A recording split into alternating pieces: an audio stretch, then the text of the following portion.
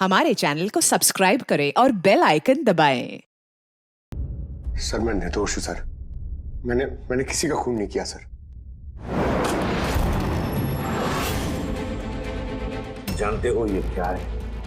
DNA report है sir. फिर तो तुम्हें ये भी पता होगा कि इस रिपोर्ट में क्या लिखा है, और फिर भी तुम चाहते हो कि मैं मान लूं कि तुम निर्दोष हो, तुम गुनहगार नहीं हो।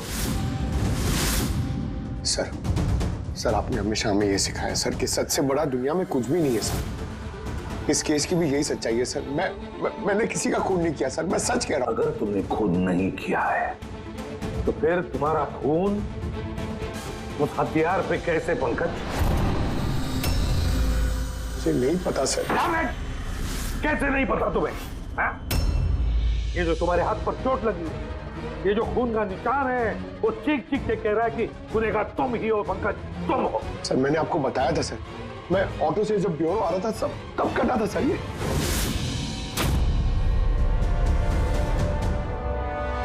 सर ये भी हो सकता है कि कोई पंकज को फंसाने की कोशिश कर रहा हो। पंकज, इस आदमी ने तुम्हारा हाथ काटा था, शायद वही तुम्हारे खून का सैंपल लेके गया हो क्राइम सीन पे डालने के लिए। सर नहीं सर, सैंपल नहीं हो सकता उसके पास। उसने जैसे ही मेरा हाथ काटा था सर तो वो चला गया था और खून तुरंत नहीं आया था सर, थोड़ा टाइम लगा था। उसके पास मेरा सैंपल नहीं हो सकता सर। अगर तुम्हारा खून किसी ने नहीं दिया तो फिर तुम्हारा खून क्राइम सीन पर सिर्फ एक ही तरीके से जा सकता है पंकज, और वो भी तब जब तुम वहां खून करने गए थे तब। ये क्या बात हुई सर? सर अगर पंकज को झूठ बोलना होता, हमें गुमराह ही करना होता तो ये बोल सकता था कि इसका सैंपल कोई लेके चला गया है, मगर इसने सच बोला। इसका सच कोई मायने नहीं रखता क्या सर? हाँ अभिजीत, सच बहुत मायने रखता है, लेकिन फिलहाल इस केस का सच यही है कि इस खून का एक ही सस्पेक्ट है, और वो है पंकज।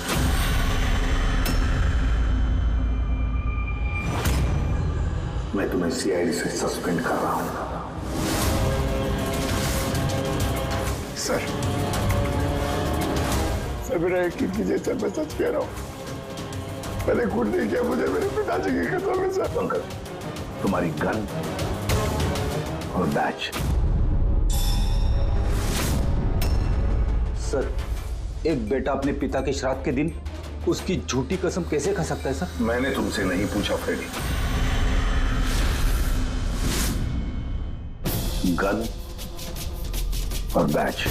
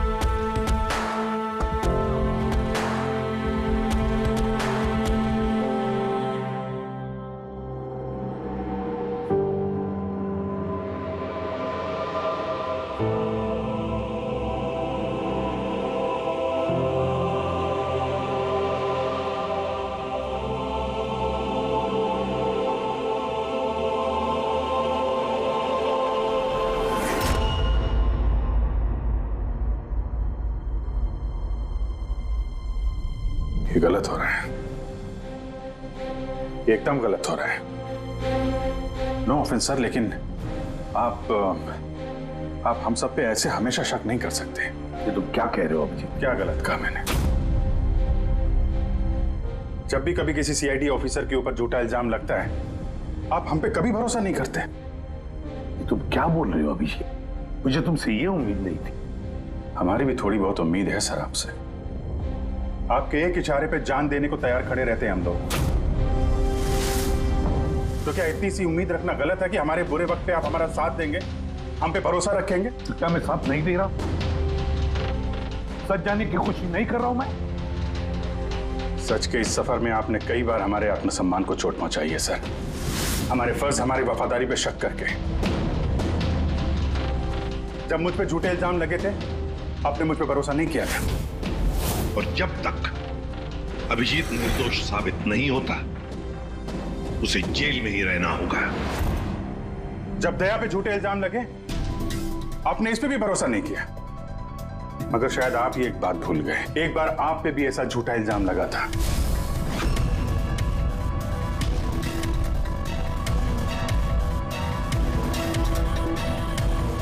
उस वक्त हम में से किसी ने भी आप पे शक नहीं किया था, बल्कि एक मजबूत दीवार बनकर सामने डटे खड़े रहे थे ताकि आपके ऊपर आंच ना आ सके। तो क्या आप वो हमारी हिम्मत, वो ताकत नहीं बन सकते सर? अभिजीत, मुजरिम से भी ज्यादा खतरनाक होता है एक इमोशनल सीआईडी ऑफिसर। तुम इमोशनल बन गए हो अभिजीत। मैं तुम्हें इस केस से हटा रहा हूं।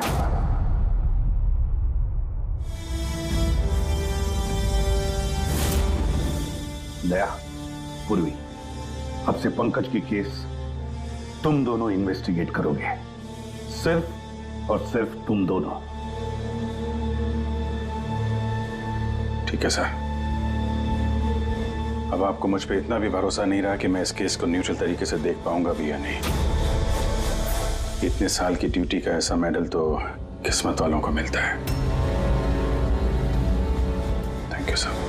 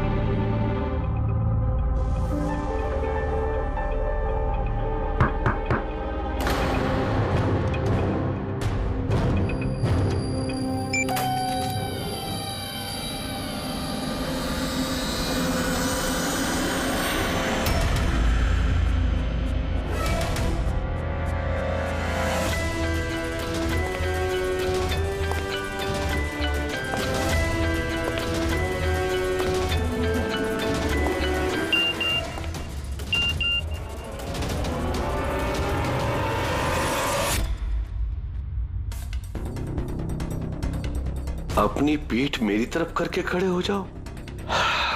चलो ये भी करके देख लेते हैं।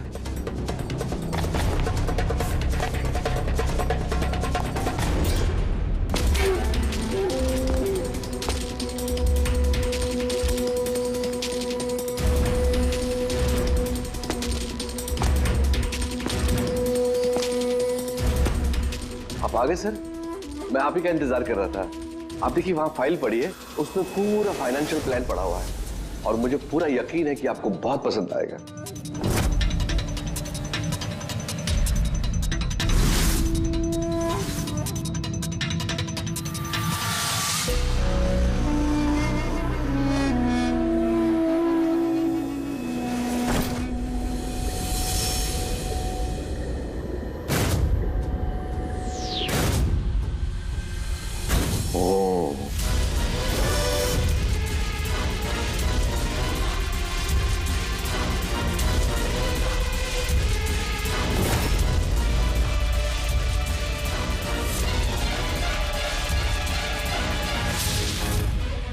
अरे ये तो नकली है।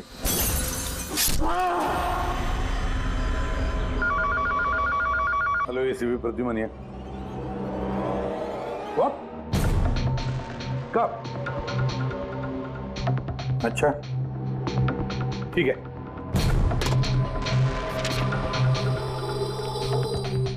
दया, अभिजीत, विक्रम विजय का खून हो गया। विक्रम विजय, वो हवाला कांड वाला सर? वही विक्रम विजय आज तक कानून से बच के भाग रहा था। आज उसका कत्ल हुआ उसके ही घर में। एक न एक दिन तो ये होना ही था सर, इतने सारे दुश्मन पाल रखे थे उसने। सर रियली सॉरी सर, थोड़ा लेट हो गया। क्या बात है पंकज, कहाँ रह गए थे तुम? सर वो डैड का श्राद्ध था सर, आज मंदिर गया था सर पूजा करने।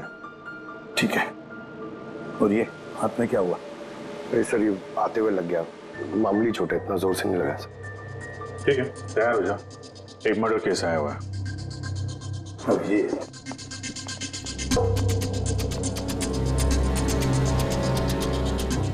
इसका मर्डर हुआ है पूरे विक्रम विजय का।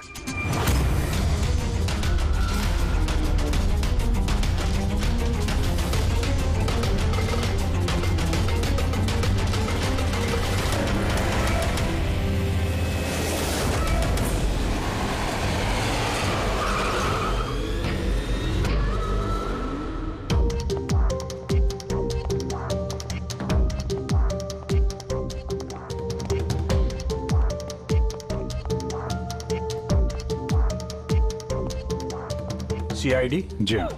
सर मैं गोपाल हूँ, विक्रम सर का मैनेजर। ये तीनों कौन? ये मोहित, विशाल और ये राघव है, ये सर के सिक्योरिटी गार्ड्स हैं। और आप? ये विक्रम सर की वाइफ हैं, मधु मैडम, और बाकी सब स्टाफ है। बॉडी कहाँ है? सर बॉडी अंदर है। बहुत बुरी तरह से वार किया इसमें। ये गर्दन पे वार किया है और पेट और छाती पे भी मारा है। टोनी पक्का करना चाहता था कि किसी भी तरीके से ये बचने ना पाए।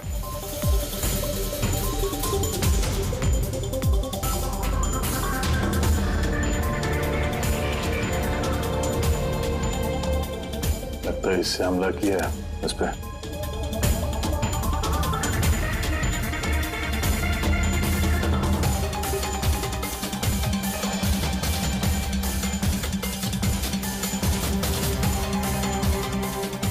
विक्रम के फोन पे आखिरी मैसेज किसी अननोन नंबर से आया। अपनी पीठ मेरी तरफ करके खड़े हो जाओ। पीठ मेरी तरफ मतलब वो आदमी इसको अपना चेहरा नहीं दिखाना चाहता था क्या?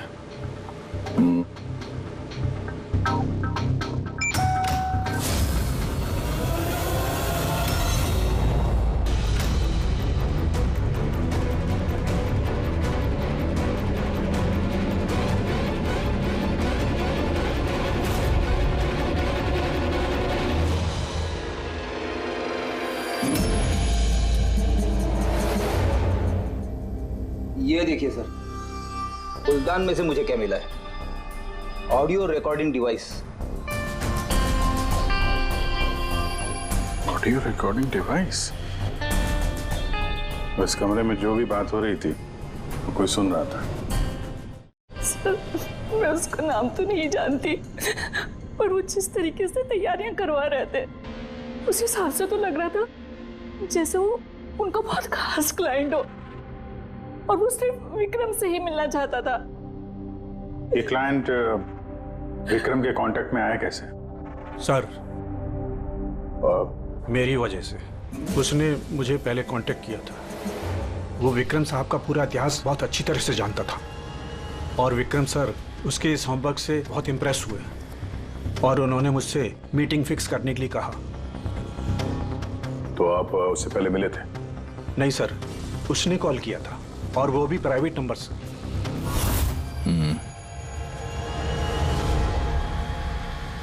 तो आप लोगों ने मीटिंग से पहले पूरी तैयारी कर ली थी? हाँ जी सर। उस कमरे को अच्छी तरह से चेक कर लिया था? हाँ। तो फिर ये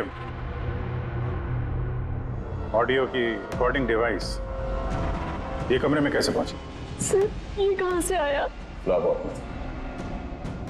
लाहौर में वो तो तूने चेक किया था ना मोहित? मैंने चेक किया था सर, लेकिन मुझे फ्लैप आउट में दिखा नहीं था। दिखा नहीं था? जी नहीं। अच्छा, ऐसे कैसे दिखा नहीं था? ब्यूरो चल, वहां पे अच्छे अच्छे को दिखने लगता है।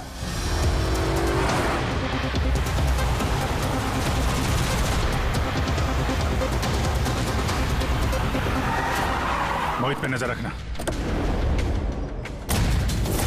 अभिजीत, गोली में चलाना। अरे कैलाश सर, आप कौन है? ये सीबीआई ऑफिसर है कैलाश जी। कैसे है सर? बढ़िया। क्या बात है सर, आपने अचानक रास्ता रोक लिया? अभिजीत, मुझे वो आदमी चाहिए जो तुम्हारी सीआईडी की गाड़ी में बैठा है। मोहित?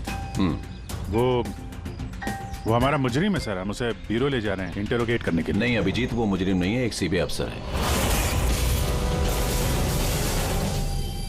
क्या करें आप? ये मोहित सीबीआई ऑफिसर है? मगर सर ये तो वो गार्ड की नौकरी कर रहा था विक्रम। क्या दिखावा? सच को छिपाने के लिए। कैसा सच?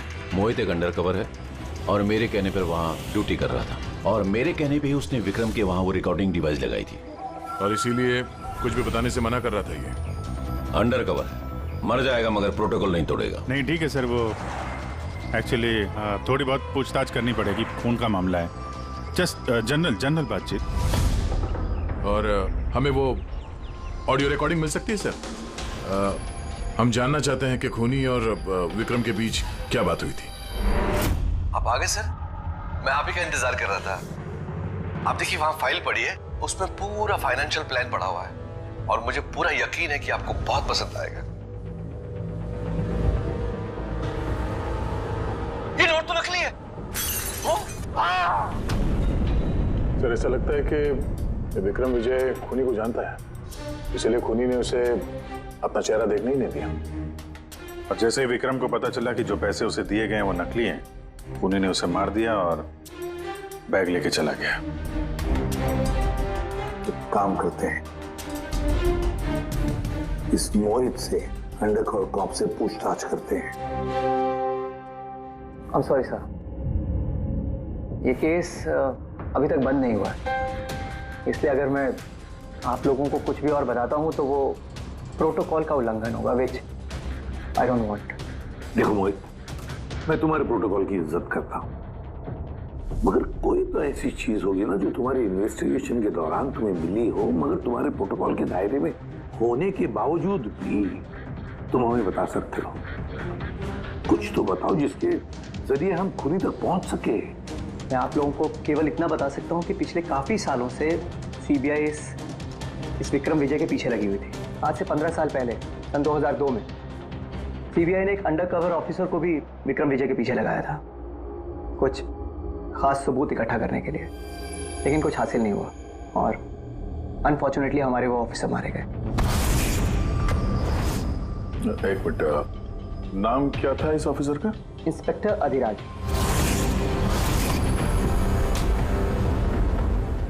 इंस्पेक्टर अधिराज।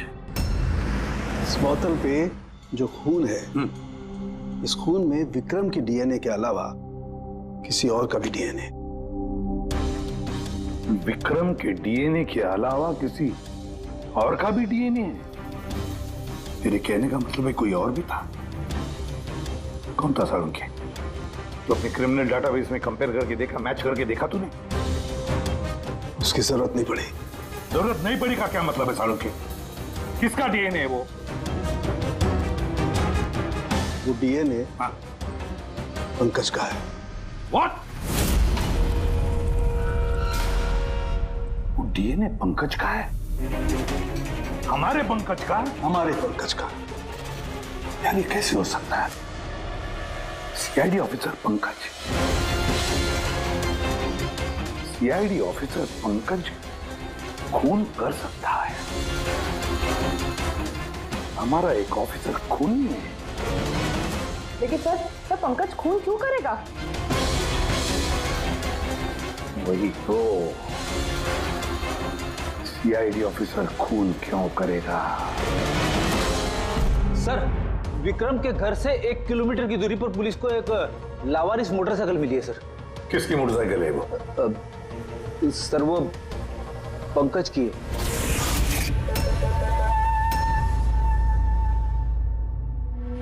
लगा मुझे। क्या मतलब? पंकज की बाइक पड़ी है वहां पे और आप लोगों को हैरानी नहीं हुई? विक्रम विजय जिसकी मौत हुई है आज, 15 साल पहले अधिराज जी, पंकज के पिता, एक अंडरकवर कॉप, बॉडीगार्ड बन के विक्रम विजय के खिलाफ सबूत इकट्ठा कर रहे थे और उसी दौरान वो मारे भी गए। मतलब सर, पंकज को ये लगता है कि उसके पिताजी की मौत के पीछे विक्रम विजय का हाथ था और इसीलिए उसने अपने पिताजी की मौत का बदला लेने के लिए।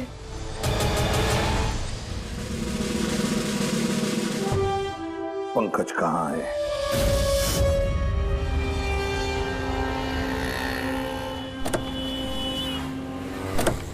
अरे सर, आप लोग? यही सवाल तो हम भी तुमसे पूछने वाले थे। तुम यहाँ क्या कर रहे हो? तुम तो बीमार थे ना? अरे सर, बाइक चोरी हो गई थी मेरी। ये सामने पुलिस स्टेशन में रिपोर्टर कहानी आया था। ये देखिए। हमें पता है तुम्हारी बाइक कहाँ है। आप लोगों को कैसे पता सर? तुम्हारी बाइक विक्रम विजय के घर के पास मिली है। वही विक्रम विजय जो तुम्हारे पिता का खूनी है। जब ब्यूरो में एसीपी साहब ने बताया कि विक्रम विजय का खून हुआ है, तो तुम्हें पता था ना कि वही विक्रम विजय है? हाँ सर। अरे तो ब्यूरो में क्यों नहीं बताया तुमने? तुम्हें बताना चाहिए था ना कि विक्रम विजय तुम्हारे पिता का खूनी है। सर, डैड का श्राद्ध था सर। मंदिर से ब्यूरो आ रहा था, उनके बारे में सोच रहा था, ये न्यूज आ गई। एकदम हिल गया था सर, समझ में नहीं आ रहा था क्या करूं। और ये हाथ जो तुम्हारा कटा हुआ है, एग्जैक्टली हुआ क्या था? सर ये तो जब मैं मंदिर से ऑटो पकड़ के आ रहा था।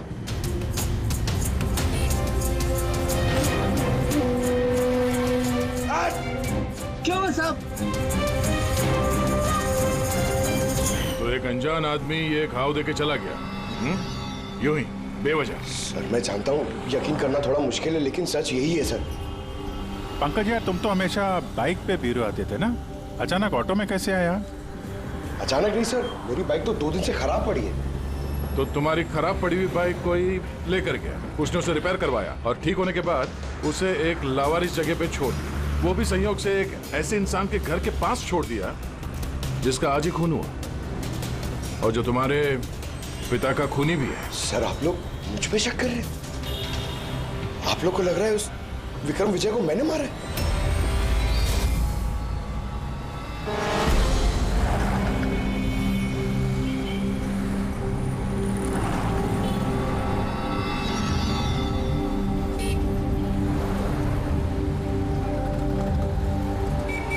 अगर ये पंकज अपने घर से विक्रम के घर पे गया होगा तो वो यहाँ इस जंक्शन से गुजरा होगा।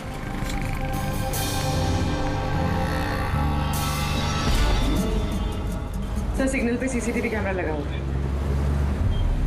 इस सीसीटीवी कैमरा के फुटेज से पता चल जाएगा कि पंकज यहाँ से गया था उस बाइक पे या कोई और था वो।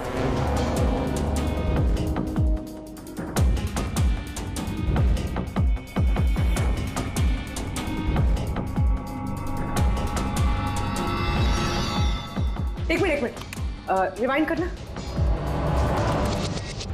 पॉज करना। सर ये देखिए, कि पंकज की तरह नहीं लग रहा है। बाइक का नंबर है XYA 4784।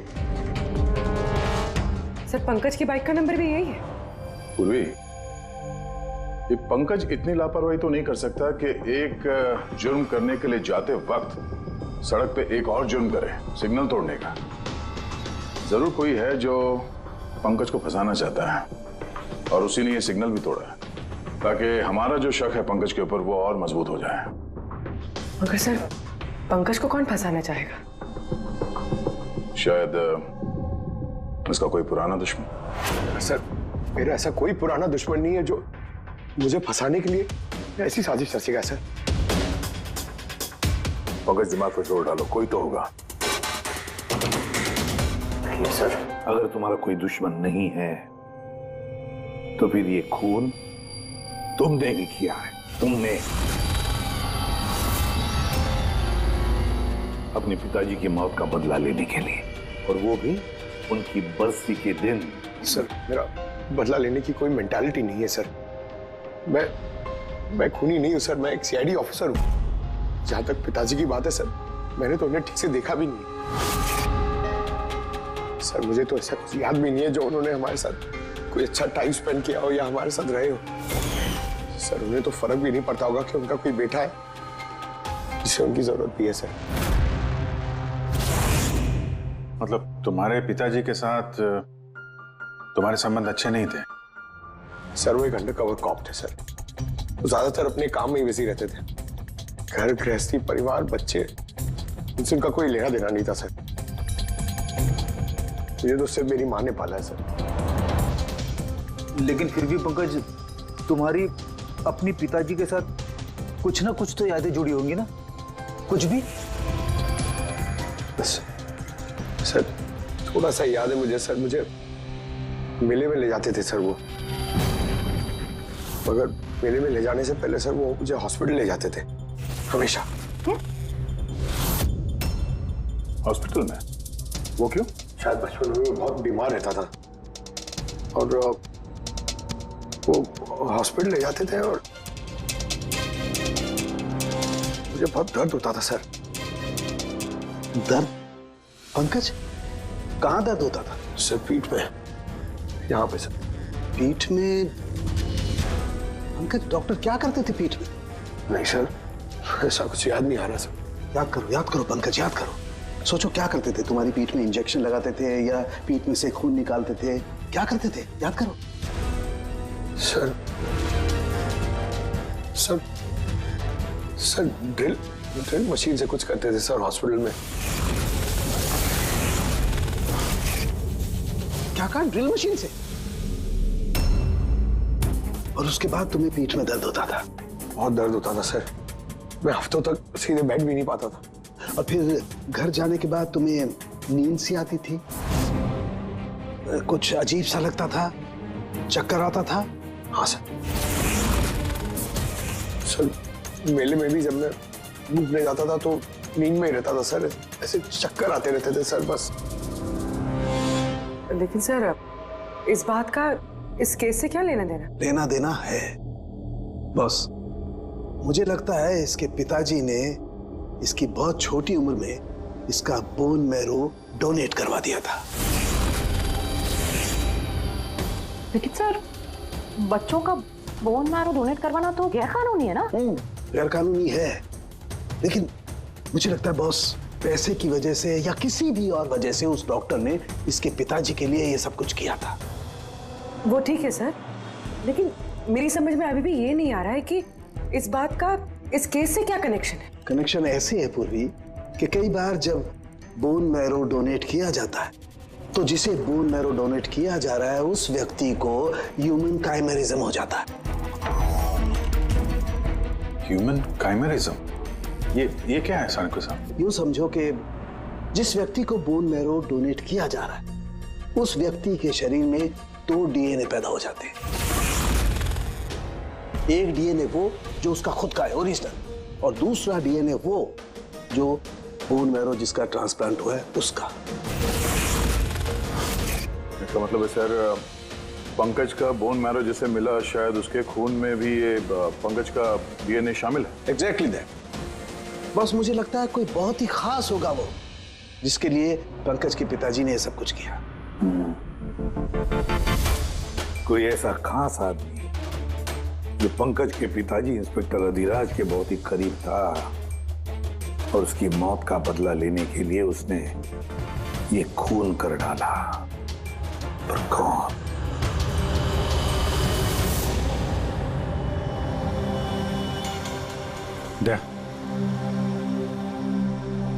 Hi sir. Hello Abhijit.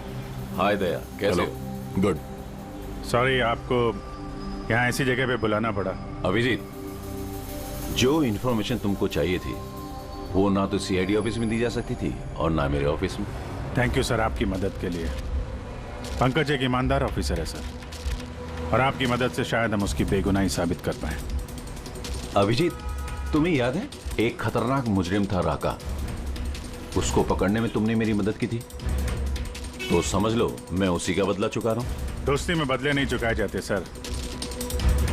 Actually हमें पंकज के पिता इंस्पेक्टर अधिराज जी के बारे में जानकारी चाहिए, जितनी भी आप दे सके।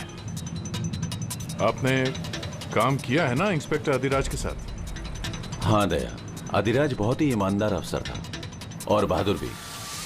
मुझे तो ये कहने में गर्व होता है कि हमने एक साथ काम किया। सर एक्चुअली हमें ये पता करना था कि उनके अंडरकवर मिशन के दौरान उनके कभी किसी से कोई खास रिश्ते बने थे। I mean, कोई नया परिवार, ऐसा कुछ। अभिजीत, ये जो अंडरकवर की दोहरी जिंदगी होती है, मुश्किल होता है जीना। एक पुलिस वाला भी तो इंसान ही होता है ना, और उसे भी वो चौकट कभी कभी नहीं लगनी चाहिए जो वो लांग गए। मतलब उनको भी किसी से प्यार हुआ था? उनका कोई दूसरा परिवार भी था? हाँ, अधिराज की दूसरी पत्नी बच्चे को जन्म देने के बाद गुजर गई। ओह, और अधिराज जी की मौत के बाद इस दूसरे बच्चे का क्या हुआ? ये राज हमेशा राज ही बना रहा कि अधिराज ने उस दूसरे बच्चे को कहाँ रखा, कैसे पाला, और वो बच्चा कहाँ गया, कभी किसी को नहीं मिला।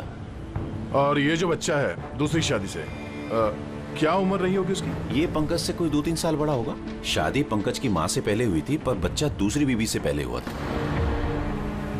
शायद उसे कोई बीमारी होगी जिसकी वजह से अधिराज जी ने पंकज का बोन मैरो उसे दिलवाया होगा। और अपने पिता की मौत का बदला लेने के लिए खून शायद पंकज के सौतेले भाई नहीं किया है। पर अब सवाल ये उठता है कि पंकज का ये सौतेला भाई है कौन और अभी कहाँ है? मुझे कुछ अंदाजा हो रहा है कि क्या हुआ होगा उसके साथ। कैलाश जी, हमें एक मदद और चाहिए। इस अंडरकवर मिशन के दौरान और कौन कौन लोग थे आपके साथ, उन सब की जानकारी चाहिए, और अधिराज जी की पूरी कुंडली भी। अभिजीत, ये जरा मुश्किल होगा। जानता हूं सर, ये थोड़ा मुश्किल है, लेकिन किसी की बेगुनाही साबित करनी है, और आप यकीन रखिए सारी इंफॉर्मेशन हमारे बीच में रहेगी, बस। ओके। अरे यार, और कितना इंतजार करना पड़ेगा? ये लोग टाइम पे आते क्यों नहीं?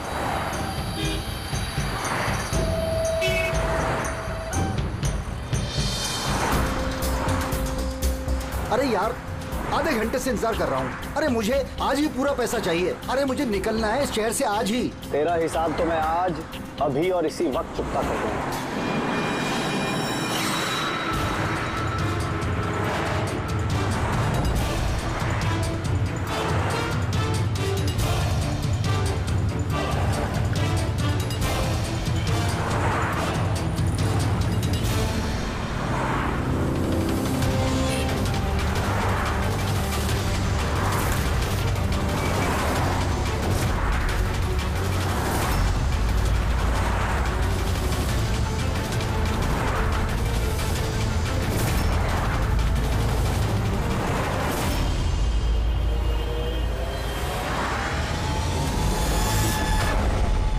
तेरा अकाउंट सीआईडी बंद करेगी, समझे मिस्टर मोहित?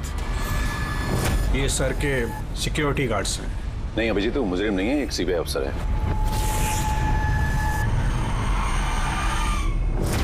पिता के कर्ज को पूरा करना हर बेटे का धर्म होता है सर, और जो बेटा ऐसा करता है वही अच्छा बेटा कहलाता है, और वो हूं मैं।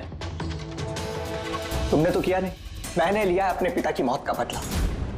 देखो मोहित, तुम दोनों के पिताजी इंस्पेक्टर अधिराज एक नेक, ईमानदार और बहादुर इंस्पेक्टर थे। क्या लगता है तुम्हें, उन्हें तुम जैसे मुजरिम बेटे पर गर्व होगा या पंकज जैसे ईमानदार सीआईडी ऑफिसर पर? तो सच बात तो यह है कि पिताजी को हमेशा से इस पंकज पर गर्व था, और प्यार भी वो इससे ही ज्यादा करते थे। मुझे तो उन्होंने अनाथ आश्रम में डाल दिया था सर, ताकि उनके दूसरे परिवार पे कोई आंच ना आ सके। वो ये बात बताती तो हमारे पास आई क्यों नहीं? मैं तो भाई हूं तुम्हारा यार, हम दोनों मिलके पकड़ते विक्रम को, और कानून के रास्ते। नहीं चाहिए थी मुझे तुम्हारी मदद, हमारे पिताजी के कातिल को कैसे पकड़ना है और कैसे उससे बदला लेना है, ये सारी प्लानिंग मैंने कर रखी थी सर, बहुत सालों से। और यही कारण है कि मैं सीबीआई ऑफिसर बना और ठीक हमारे पिताजी की तरह ही एक अंडरकवर ऑपरेशन पे गया विक्रम विजय के खिलाफ। लेकिन इस बार उसे सजा दिलवाने के लिए नहीं सर, बल्कि उसे खत्म करने के लिए। एक सीबीआई ऑफिसर होकर भी तुमने जुर्म किया। तुम जैसे लोगों की वजह से ही लोग कानून पर विश्वास करने से कतराते हैं। इस काम में केतन ने तुम्हारी मदद की थी ना? हाँ सर, केतन भी मेरे पिताजी के साथ काम करता था। वो भी एक अंडरकवर कॉप था। उसी ने मुझे सब कुछ बताया और उसके बताने से ही मुझे पता चला कि बचपन में मेरा एक ऑपरेशन भी हुआ था। और जब तुम्हें पता चला कि तुम्हारे खून में 2 डीएनए, एक तुम्हारा दूसरा मेरा, तो तुमने खून करके मुझे ही फंसा दिया। हाँ, और इसीलिए मैंने अपना खून बहाकर उस हथियार पे डाल दिया था और उसके बाद तुम्हारा हाथ काटा ताकि एक तीर से 2 निशाने लग जाए। मेरे दोनों दुश्मन, हमारे पिताजी का कातिल वो विक्रम विजय। हेलो कैलाश सर, सर मैंने विक्रम विजय के रूम में ऑडियो डिवाइस लगा दिया।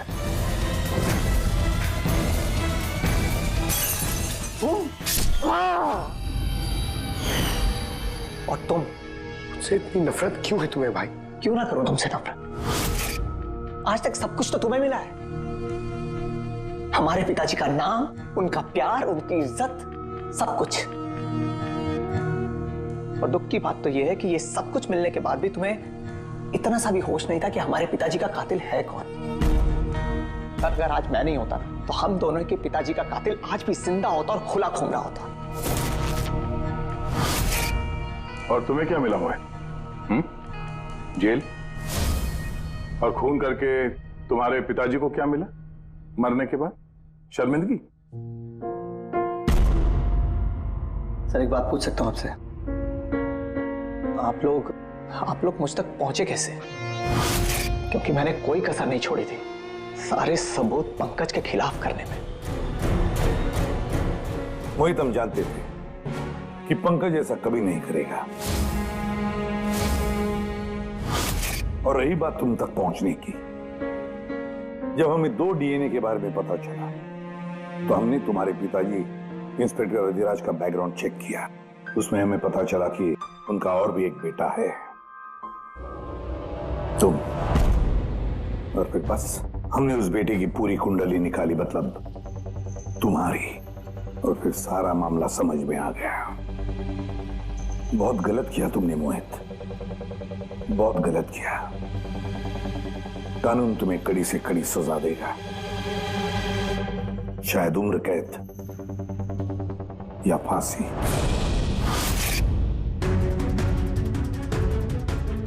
रेडी?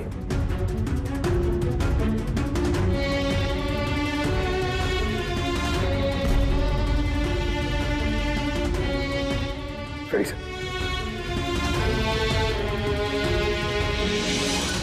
मैं जानता हूं तुम्हारे दिल में सिर्फ मेरे लिए कड़वाहट है, मगर मुझे पता ही नहीं था कि मेरा कोई एक भाई है। मुझे नहीं मालूम कि तुम्हारे साथ क्या होने वाला, मगर तुम एक बात हमेशा याद रखना, मैं तुम्हारा इंतजार कर रहा हूं। I'll wait for you.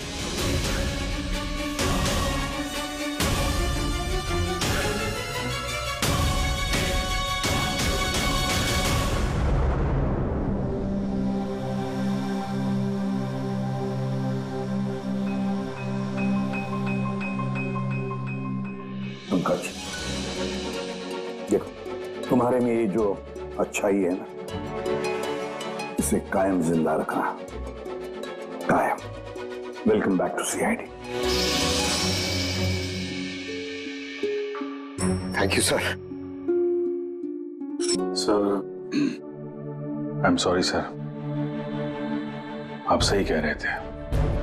Emotional होके मैं कुछ जरूरत से ज्यादा ही बोल गया सर। I am sorry. देखो अभिजीत, तुम सब लोग मेरे लिए ना सिर्फ सीआईडी ऑफिसर्स हो, बल्कि मेरा गुरूर हो, मेरा आत्मविश्वास हो, मेरी ताकत हो। और एसीपी प्रद्युमन ने आज तक अपनी ताकत पर कभी शक नहीं किया और ना कभी करेगा। इम्तिहान की घड़ियां तो आती है और आती रहेंगी भी, मगर फर्ज की राह पर चलते वक्त अगर अपने बेटे पर भी गोली चलाना क्यों न पड़े, हाथ कांपने नहीं चाहिए। For more updates, subscribe to our channel, click the show links and enjoy watching the videos.